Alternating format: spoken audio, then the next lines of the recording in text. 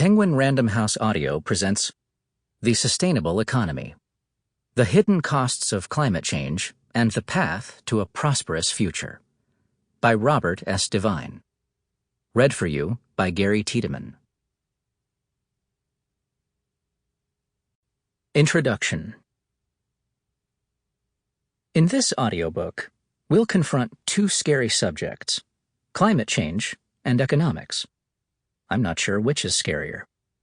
The former involves an existential threat to civilization, and the latter involves a lot of math. But not to worry. Importantly, I'll spare us from the math.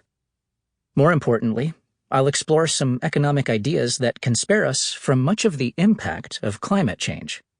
Most importantly, these same ideas can help us reshape our economy to create a sustainable, just, and prosperous society that better aligns with our values. Does this sound too good to be true? Well, note the presence of the word can in the last two sentences of the previous paragraph. Not will, but can. Yes, we can blunt the effects of global warming by making changes to our economic system that also can improve our society. But this will happen only if we, the people, make it happen. And I'm not talking about our personal behavior, such as choosing to buy energy-efficient appliances, though such individual actions are important. I'm talking about enough of us acting together to create systemic change, such that we have an economy that produces only energy-efficient appliances. To begin this audiobook's journey, come with me for a moment to Central California. One October day, a few years back, I was driving along a back road in the San Joaquin Valley. Autumn be damned, the unblinking sun had propelled temperatures uncomfortably close to 100 degrees Fahrenheit.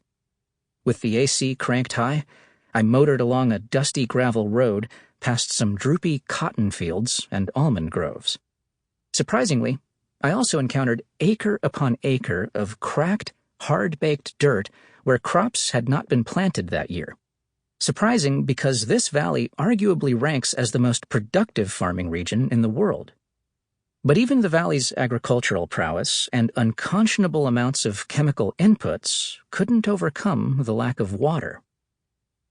My visit occurred during the drought that desiccated California for many years, starting in 2011. It was so brutal that the drought map of the state showed only a few areas lucky enough to be suffering merely severe drought, the third driest condition, or extreme drought, the second driest condition. The vast majority of the color-coded map was darkened by the brick red of exceptional drought, the driest condition possible. Entire towns ran out of drinking water. Wild animals starved to death by the thousands. The drop in crop production forced many residents to move in search of work. More than 100 million trees died. Wildfires blazed through dried-out forests and parched towns. Fish struggled to survive in the warm waters of the low-flowing rivers. Hungry people crowded around mobile food banks set up in sweltering parking lots. Incidents of domestic violence increased in hard-hit farming communities. Poor farm workers sank deeper into poverty. When drought shrivels the land, it also shrivels lives. Droughts have been part of life on Earth since before humans existed, so it's understandable that people may think of California's destructive dry spell as a purely natural disaster. But it was not. Some of the blame belongs to the unnatural disaster of climate change, which is ramping up droughts in many parts of the nation and the world. And the ultimate blame for climate change belongs to the unnatural entity that is our economic system. Global warming is a market failure. On the surface, climate change is an environmental crisis that results from overloading the atmosphere with greenhouse gases. But in large part, fundamental shortcomings of our market generate the excessive emission of those gases. In a landmark report for the UK government on the economics of climate change, Nicholas Stern, a prominent scholar and former chief economist at the World Bank, writes, "Climate change presents a unique challenge for economics. It is the greatest and widest-ranging market failure ever seen. I agree with him except for one word in his first sentence: unique. Yes, climate change presents a huge challenge for economics, but sadly, not a unique one. Though it sounds like a generic phrase, market failure actually is a technical term in economics. It does not refer to insider trading, corporate fraud, real estate scams, or any of the other business misdeeds that grab media headlines. Definitions vary, but essentially, a market failure occurs when people experience a net welfare loss because the marketplace is not optimally allocating goods and services. Broadly speaking, fraud and scams stem from bad behavior by individuals, but market failures stem from flaws deep in the DNA of our economic system. It's not that the market doesn't prevent or correct market failures, it's that the market can't.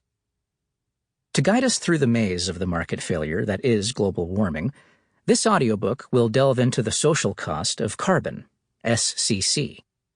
Dozens of governments around the world employ some form of this economic tool in an effort to help reduce carbon dioxide emissions. But in this audiobook, we will come to grips with America's federal SCC. In part, I've chosen to focus on the SCC because it's important in its own right. However, my main reason for focusing on the SCC is that it provides a revealing lens through which to examine the economics of climate change, the workings of markets, and some of the key ways in which we need to improve our economic system. Unfortunately, what we see when we peer through the lens of the SCC is unnerving. Our current version of a market is incapable of producing a sustainable, just, and prosperous economy. We need to make a transition to what I call sustainability economics. Sustainability economics is not a formal academic field. It's a term I use to consolidate the ideas and research I've marshaled for this audiobook, which come from people in a variety of actual fields, such as ecological economics and environmental economics, as well as from activists, policymakers, and other non-scholars. Now, let's meet the social cost of carbon. The SCC is an estimate of the value of the impact on society over time from the emission of 1 metric ton of carbon dioxide into the atmosphere. This estimate is primarily used in regulatory procedures to help decision-makers better understand the costs and benefits of proposed rules about everything from the energy efficiency of toasters to the carbon pollution from power plants. The influence of the SCC can reach well beyond proposed regulations, too. For example, it might play a central role in setting a price for carbon emissions. The perspective underlying the SCC could prove decisive in the debate over climate action, especially considering that the recent surge of concern about global warming is eroding climate denial. Increasingly, fossil fuel boosters are retreating to their second line of defense.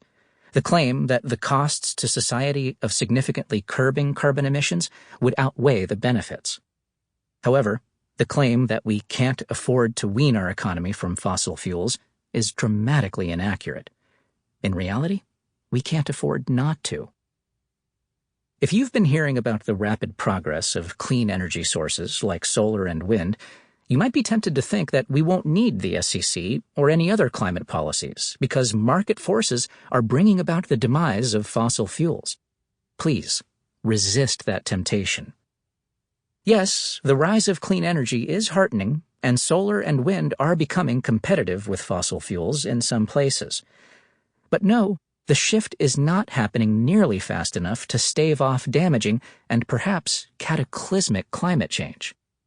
Besides, we owe much of clean energy's rise to government action, not just to the market. Likewise, we shouldn't count on miracles from geoengineering, the large-scale manipulation of the environment, because its methods are too unproven. Though innovative tech will help immensely, it's unlikely to take care of climate change on its own, especially not in the time frame science recommends. To grasp the inadequacy of current efforts, just scan the headlines from the last couple of years. Study after study and report after report have underscored the fact that what we're doing isn't working well. Sample complete. Ready to continue?